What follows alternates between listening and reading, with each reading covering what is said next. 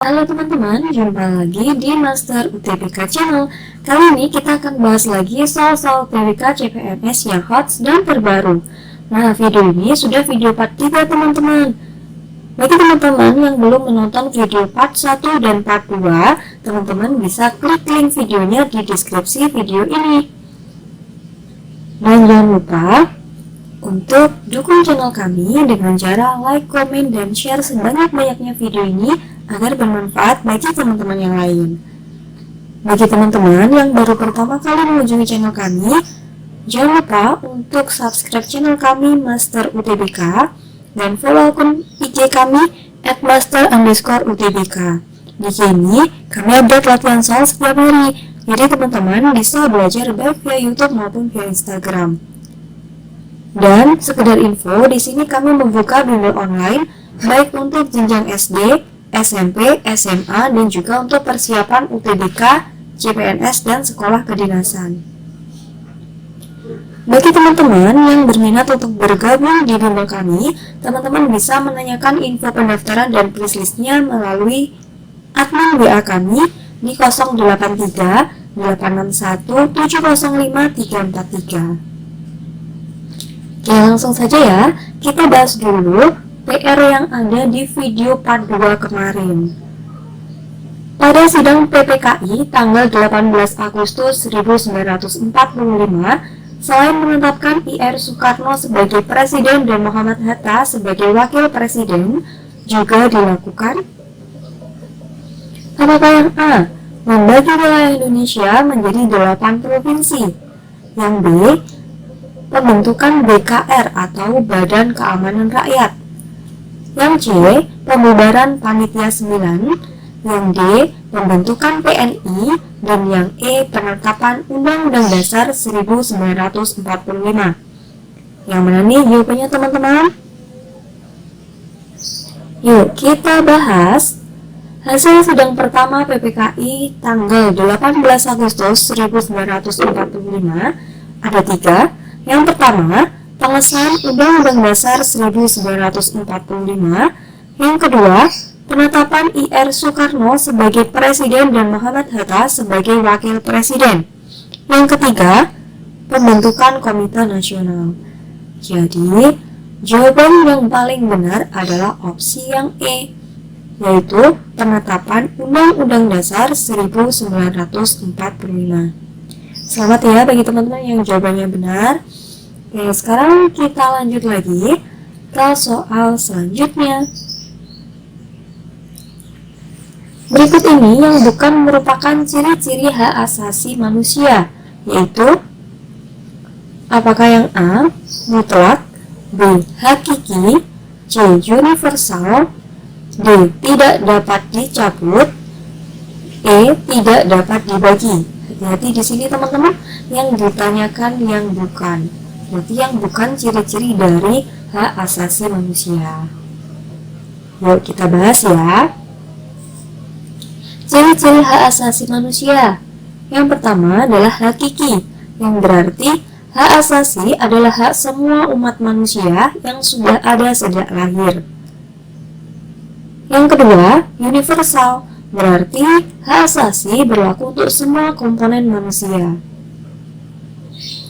Yang ketiga, tidak dapat dicabut, berarti hak asasi tidak bisa diserahkan pada pihak lain. Dan yang terakhir, tidak dapat dibagi, berarti hak asasi adalah hak semua orang, tidak terbagi untuk suatu golongan atau status tertentu. Jadi karena yang ditanyakan tadi yang bukan ciri-ciri hak asasi manusia, maka jawaban yang paling tepat adalah yang A, yaitu mutlak. Jangan lupa untuk like, komen, dan share sebanyak-banyaknya video ini agar bermanfaat bagi teman-teman yang lain. Kita lanjut lagi ya. Perhatikan pernyataan berikut. Yang pertama, sudah berusia 70 tahun. Yang kedua, sudah berusia 67 tahun. Yang ketiga, telah berakhir masa jabatannya. Yang keempat, melakukan tindak pidana dengan hukum fakultatif. Yang kelima, tidak menghadiri persidangan 5 kali berturut-turut. Pemberhentian hakim konstitusi dari jabatannya secara hormat ditunjukkan oleh nomor apakah yang A 1 dan 3, B 1 dan 5, C 2 dan 3, yang D 3 dan 5, sedangkan yang E 4 dan 5. Mana nih jawabannya teman-teman? Teman-teman bisa menjawab di batin ya, dan nanti bisa kalian cocokkan pembahasannya di sini. Oke, yuk kita bahas sekarang. Hakim konstitusi diberhentikan dengan hormat dengan alasan: yang pertama, jika meninggal dunia; yang kedua, mengundurkan diri atas permintaan sendiri yang diajukan kepada Ketua Mahkamah Konstitusi; yang ketiga, telah berusia 70 tahun; yang keempat, telah berakhir masa tugas; dan yang kelima, sakit jasmani atau rohani secara terus-menerus selama 3 bulan sehingga tidak dapat menjalankan tugasnya yang dibuktikan dengan surat keterangan dokter. So, jawabannya adalah yang A, yaitu nomor 1, yaitu sudah berusia 70 tahun, dan nomor 3, telah berakhir masa jabatannya.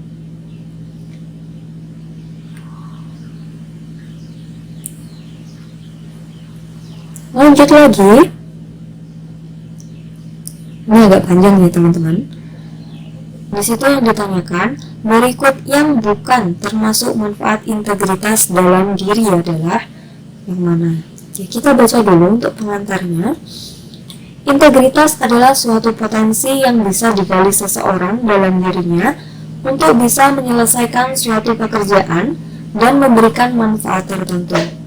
Seseorang yang benar memiliki sebuah integritas adalah mereka yang dapat diberi kepercayaan lebih. Hal ini didasarkan pada kesesuaian antara perilaku dan ucapannya.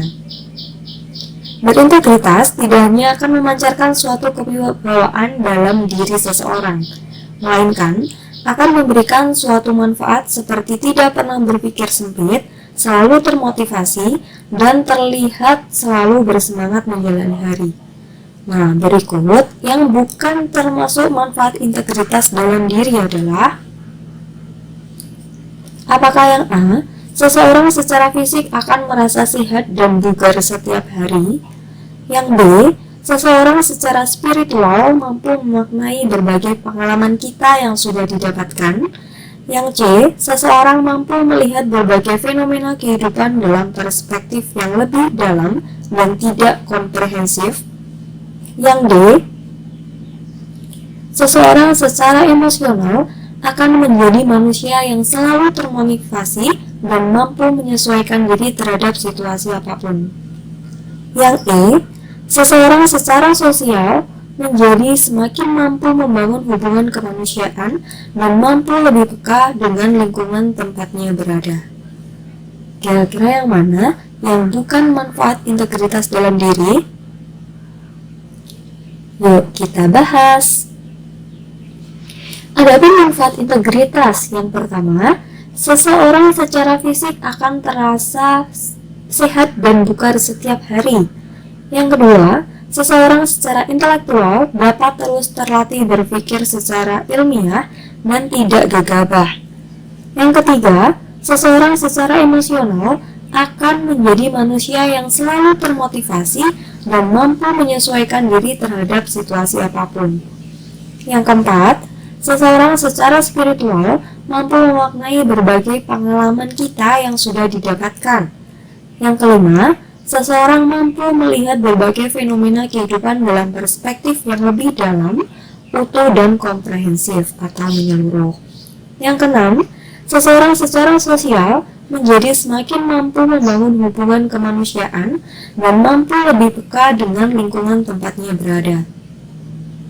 Yang ketujuh, seseorang mampu menjadi lebih bijaksana dalam menanggapi suatu permasalahan dan situasi tertentu. Mana teman-teman yang tidak ada di A, B, C tadi? Itu yang E.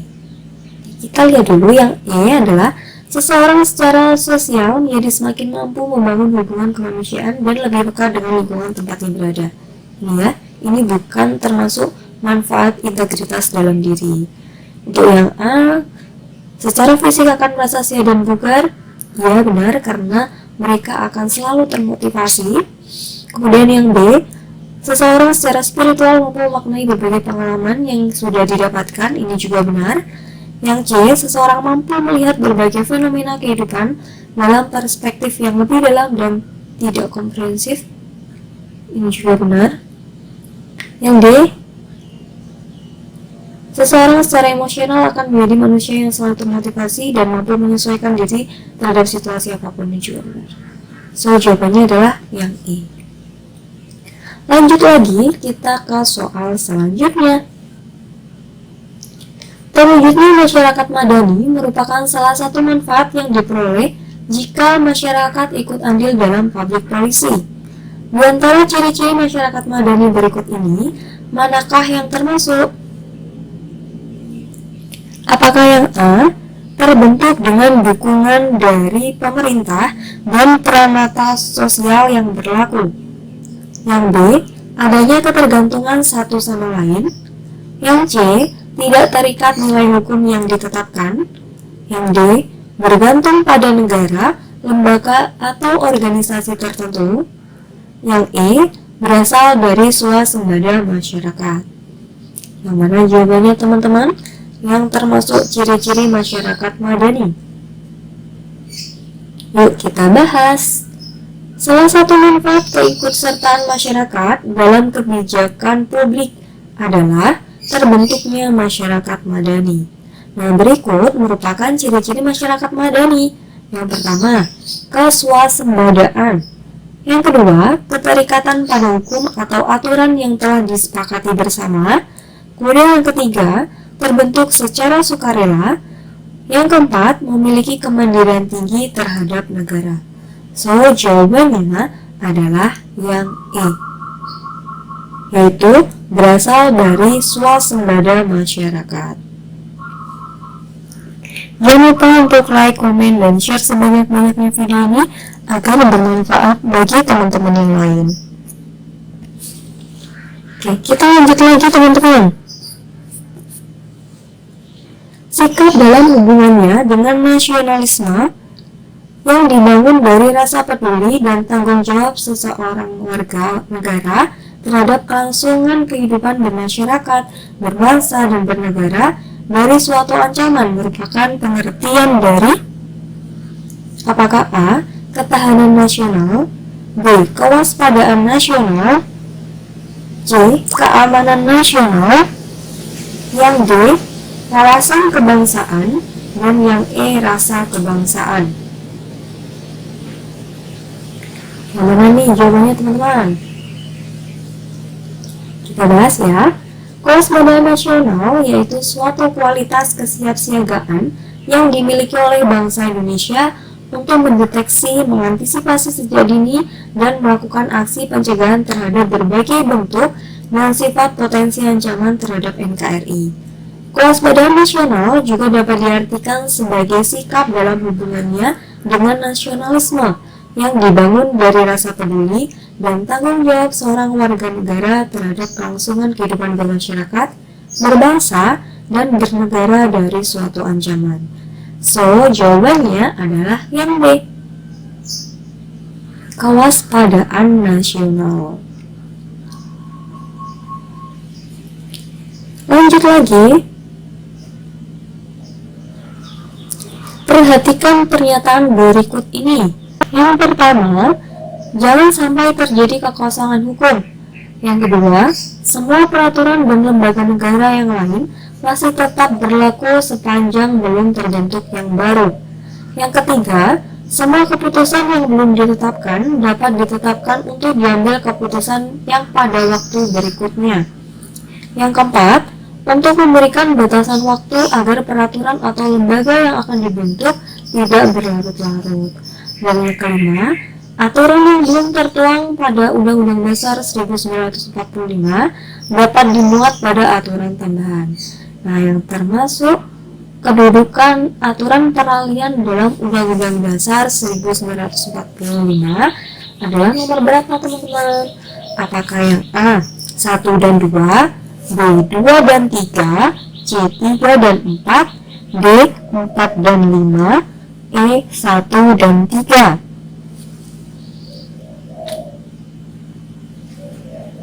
Kita bahas ya. Kedudukan aturan peralihan dalam Undang-Undang Dasar 1945 antara lain. Yang pertama, jangan sampai terjadi kekosongan hukum. Yang kedua, semua peraturan dan lembaga negara yang lain masih tetap berlaku sepanjang belum terbentuk yang baru. Yang ketiga, untuk memberikan batasan waktu agar peraturan atau yang akan dibentuk tidak berlarut-larut. Jadi yang paling tepat adalah jawaban yang A. Itu 1 dan 2. Jangan sampai terjadi kekosongan hukum dan semua peraturan dan lembaga